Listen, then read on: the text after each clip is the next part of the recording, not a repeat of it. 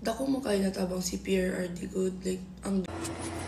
Viral ngayon ang kapuso rising star na si Shuvi Estrada matapos maungkat ng mga netizen ang kanyang live video tungkol sa pagsuporta sa dating Pangulong Rodrigo Duterte.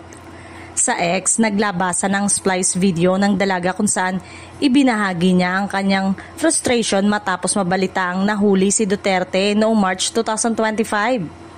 Pag-amin ni Shuvi, hindi niya napigilang maiyak nang mabalitaan ang nangyari sa dating Pangulo. Naiyak talaga ako kagabi.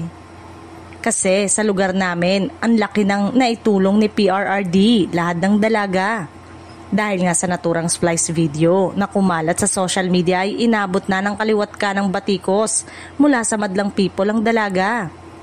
Shuvi Estrada, certified DDS, naawa daw kay Duterte ng makulong pero sa mga inosente na nawala.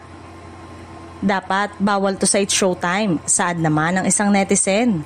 Samantala, may mga dumepensa naman para sa aktres. Kanya-kanya ng opinyon, di natin dapat husgahan ng tao base lang sa narinig natin. What if ang laki ng naging epekto ng drug sa bayan? What if ang daming mga inosenteng nawala dahil sa mga adik sa lugar nila? Sana bago tayo magsabi ng mali sa iba, think muna. Pagtatanggol naman ng isang netizen kay Shuvi. Dagdag pa ng isa, inamin naman niya noon na basher siya. Give her a chance. Malay nyo, iba na ang pananaw niya at educated na siya ngayon.